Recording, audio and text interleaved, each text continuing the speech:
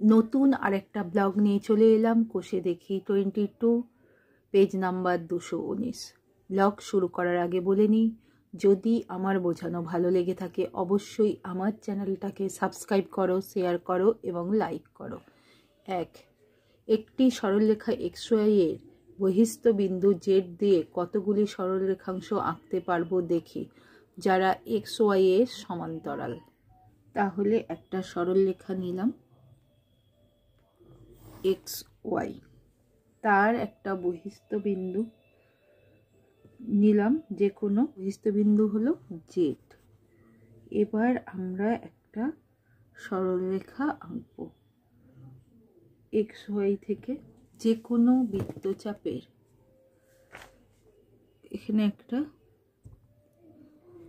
এখানে বসালাম,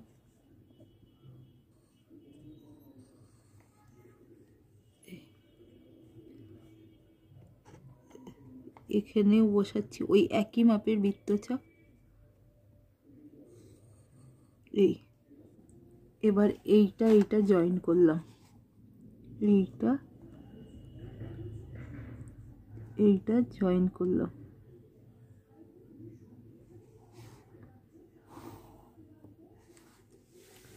এবার এই মাপটা নিয়ে এখানে বসিয়ে এরকম একটা কাটলাম। এবার এইটা জয়েন করলাম।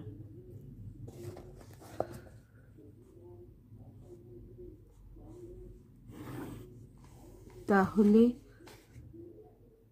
XY এর সমান্তরাল একটা জেড বিন্দু দিয়ে একটা সরলরেখা পেলাম, যা AB, এবং একটি সমান্তরাল সরলরেখা পাবো। বুঝতে পেরেছ?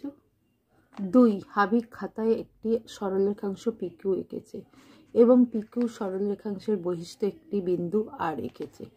আমি স্কেল ও পেন্সিল কম্পাসের সাহায্যে যে কোনো পদ্ধতিতে PQ সরলরেখাংশের একটি সমান্তরাল সরলরেখাংশ আঁকি, যা R বিন্দুগামী। PQ একটা সরলরেখা আঁকলাম, আর এখানে একটা বিন্দু আঁকলাম। দু রকম পদ্ধতি শিখিয়ে দিচ্ছি। এই আঁকলাম। এবার কি করব, যে কোনো একটা বৃত্তচাপ নিলাম,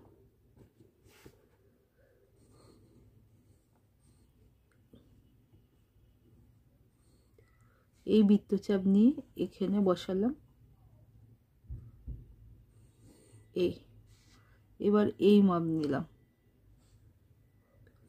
এই কাটলাম।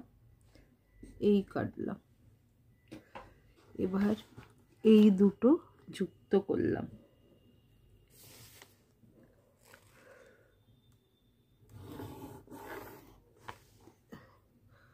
তাহলে এইটা বলেছিল PQ, আর এইটা XY, একটা PQ সমান্তরাল সরলরেখা হয়ে গেল। কমপ্লিট। তুই নিশ্চয়ই বুঝতে পেরেছ। 3, মেঘা স্কেল ও পেন্সিল কম্পাসের সাহায্যে কোণ ABC = 60 ডিগ্রি আঁকলো। BA ও BC রশ্মির উপর যথাক্রমে দুটি বিন্দু P ও Q নিলাম। P বিন্দু দিয়ে BC রশ্মি ও Q বিন্দু দিয়ে BA রশ্মির সমান্তরাল সরলরেখা টানলাম। এই দুটি সরলরেখার ছেদবিন্দুর নাম দিলাম D। PBQD চতুর্ভুজটি কী ধরনের লিখি। একটা সরলরেখা আঁকছি BC, তারপর সেখান থেকে একটা BA যে কোনো মাপের কোণের BA টানলাম। এইটা হলো A, এইটা BC। এবার BA সরলরেখার উপর একটা বিন্দু নিলাম P। এবার যে কোনো মাপ নিয়ে একটা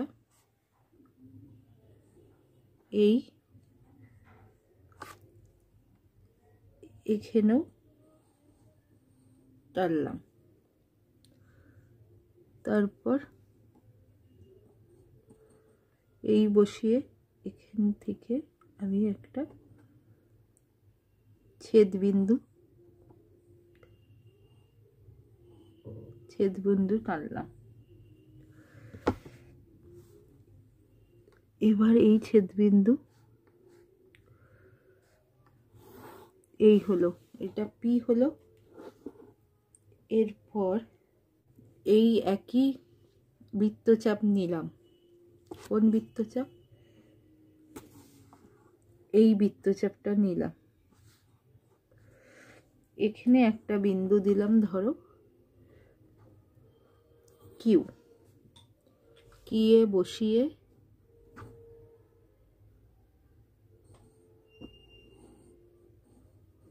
টানলাম। তারপর এই টানলাম। এবার এইটা যুক্ত করলাম।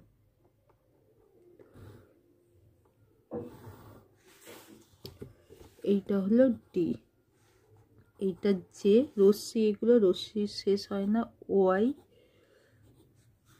এ। তাহলে বিপিডি কিউ একটি চতুর্ভুজ হলো। এবং চতুর্ভুজটি কি ধরনের চতুর্ভুজ?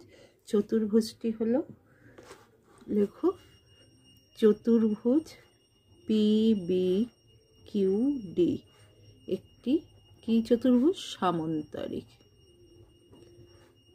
নিশ্চয়ই বুঝতে পেরেছো। বুঝতে পারলে আমার চ্যানেলটাকে সাবস্ক্রাইব করো, শেয়ার করো এবং লাইক করো। কষে দেখি 22 কমপ্লিট।